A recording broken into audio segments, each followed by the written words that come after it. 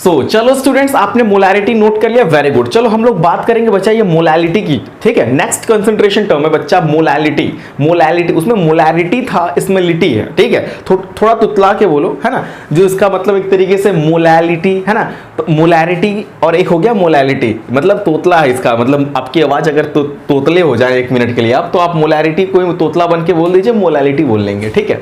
होता है ना, नाटक करते हैं आप लोग, उसी तरीके से इसमें भी कर लो। तो बात को समझते हैं बच्चा, ये मोलैलिटी कंसंट्रेशन टर्म क्या है। बहुत ही इजी कंसंट्रेशन टर्म है मोलैलिटी, ठीक है। फर्स्ट ऑफ ऑल हम डिस्कस करते हैं इसकी बात, ठीक है। तो आप लिखना चाहते हैं लिख सकते हैं, मैं लिख देता हूं यहाँ पे। मोलैलिटी का मतलब है number of moles, sorry 1 second mike देख लेता हूं, 1 सेकंड, हाँ ठीक है। Number of moles of solute present in, okay बच्चा देखो यहां पे, number of moles of solute present in per KG,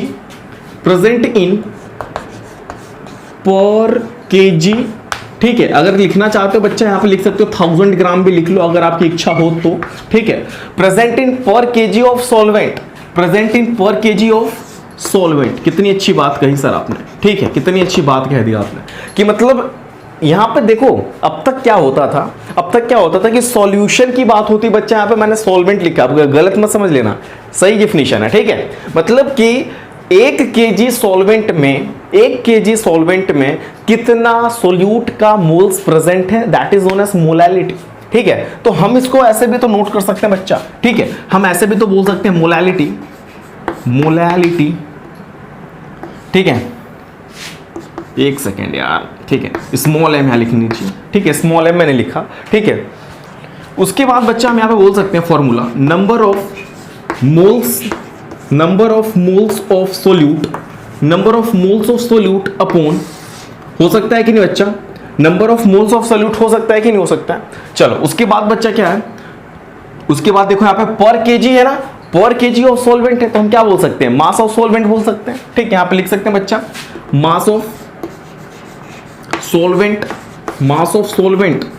देखो 2 चीज यहां पे, मेरी बात को समझो, number of moles of solute upon mass of solvent अगर केजी में है तो, अगर बच्चा केजी में है तो ये फॉर्मूला हो चुका, ठीक है। अगर केजी में तो आपका मोलैलिटी इज इक्वल टू यही होने वाला है।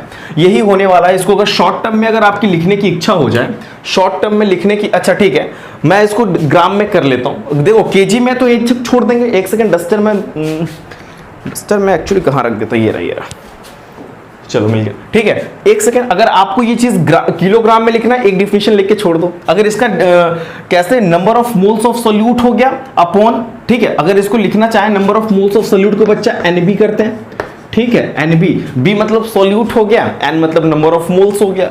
मास ऑफ सॉल्वेंट की अगर मैं बात करूं बच्चा, देखिए यहां पे मास ऑफ सॉल्वेंट की अगर हम बात करें, कैसे डिनोट करते हैं बच्चा इसको, W ऐसे करते हैं कि नहीं करते हैं, और केजी में है तो केजी लिख लो, यहां पे कोई दिक्कत की बात ना है। मतलब हम कह सकते हैं M is equal to NB upon WA और केजी में है, समझ गए। एक इसको नोट कर लेना, ठीक है। मैं इसको थोड़ा मॉडिफाई करता हूं, इसको नोट कर लिया आपने।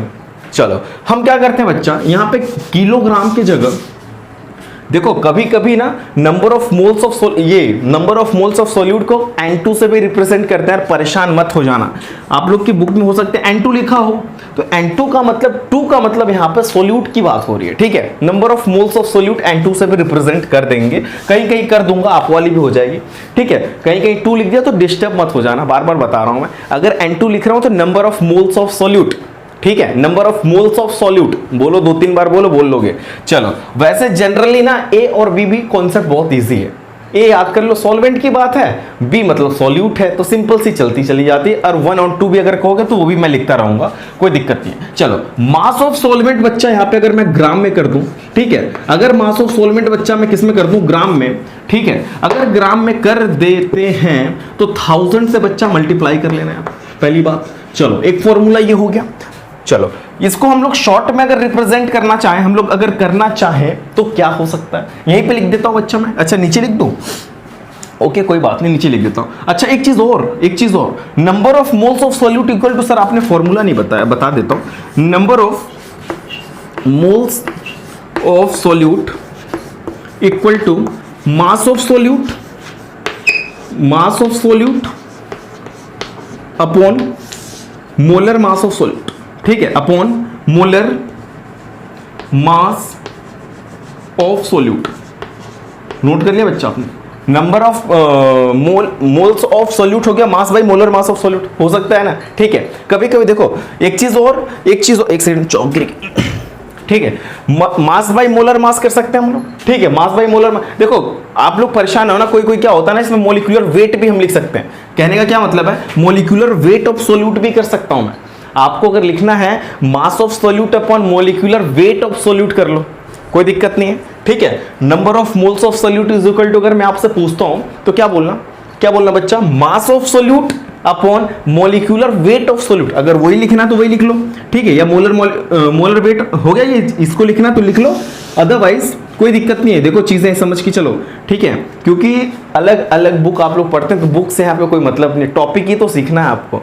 तो हम लोग यहाँ लिख सकते हैं बच्चा मोलिकुलर वेट, ठीक है, molecular weight of solute, okay.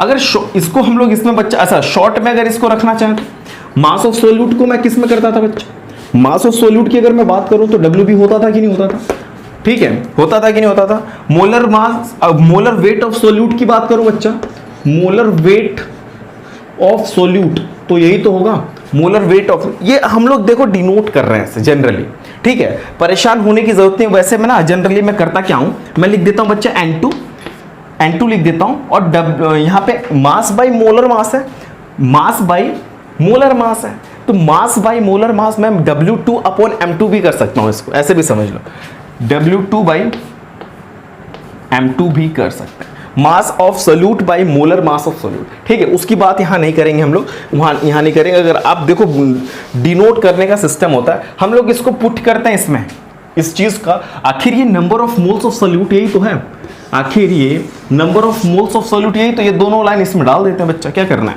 लिखो शॉर्ट में molality is equal to, molality इसकी जगह पे मैं वो डायरेक्ट लिखता हूं, ठीक है, वो लिख दिया मैंने, molar molecular weight of solute, ठीक है, into mass of solvent. Mass of solvent को बच्चा डिनोट करेंगे WA से, किससे करेंगे, WA से कर लेंगे, ठीक है, हो गया। अगर ग्राम में है, ठीक है, तो 1000 से बच्चा मल्टीप्लाई कर लेना, अगर है तब करना, अदरवाइज मत करना, ठीक है। वैसे आप इतना ही नोट करो, आप इतना ये इसको नोट करो, ब्रैकेट में किलोग्राम लिख लेना, ठीक है, ब्रैकेट में किलोग्राम लिख लेना, समझ में आया। चलो उसके बाद अगर इसकी यूनिट की बात करें बच्चा, तो मोल पर केजी होता है, क्या होता है, मोल पर केजी, समझ में आया। यानी कि मोलैलिटी की यूनिट मोल पर केजी होगी। Molality is equal to, formula पता चल गया, number of moles of solute present in per KG of solvent, बस इतना ही बोलना, per KG of solvent, number of moles of solute, ठीक है, number of moles of solute present in per KG of solvent, समझ गए, number of moles of solute present in per KG of solvent, है ना। 1 KG solvent में या 1000 ग्राम में, 1000 ग्राम solvent में कितना सॉल्यूट के मोल्स प्रेजेंट है, number of moles of solute कितना है प्रेजेंट है, वही बच्चा हम लोग बोलने वाला है, ठीक है। ये बहुत ध्यान से रखना कि मास ऑफ सॉल्वेंट की बात हो रही थी, ठीक है, मास ऑफ सॉल्वेंट की बात हो रही है यहाँ पे। मास ऑफ सॉल्वेंट बच्चा अगर ग्राम में है तो 1000 कर लेना, किलोग्राम की तो बात ही नहीं कर रहा मैं, जनरली मैंने यहाँ पे मोल पर केजी लिख दिया, इसकी यूनिट है, ठीक है। इसको नोट करिए, आपको मोलैलिटी की डिफिनेशन पता चल गया बच्चा, यस सर मोलैलिटी को स्मॉल m से हो गया, ठीक है, डिफिनेशन पता चल गया, molality is equal to this formula, अगर केजी में तो भी मैंने बता रखा। मैंने एक चीज और बता दिया, number of moles of solute होता है मास बाय मोलर मास, ठीक है, mass by molar mass, mass of solute upon molar mass of, ठीक है। जनरली अगर आप बोलना चाहें मोलिक्यूलर वेट ऑफ सॉल्यूट भी होता है, ठीक है, दोनों मतलब चीजें, देखो डिस्टर्ब मत हो जाना, क्वेश्चन पेपर में जब मैं क्वेश्चन कराऊंगा ना तो मैं बताऊंगा, मैं अभी बस सिस्टम दे रहा हूं, मोलैलिटी, मोल फ्रैक्शन और क्या क्या मैंने पढ़ा रखा आपको, परसेंटेज, ये चीजें बस अभी फिलहाल मैं आपको क्या दे रहा हूं, यही तो कंसंट्रेशन टर्म में यही तो मिल रहा है। तो चीजों को समझो, ऑब्जर्व करो और इसको नोट करो, उसके बाद मैं आपको मोल फ्रैक्शन पढ़ाता हूं, ठीक है, चलो नोट करो।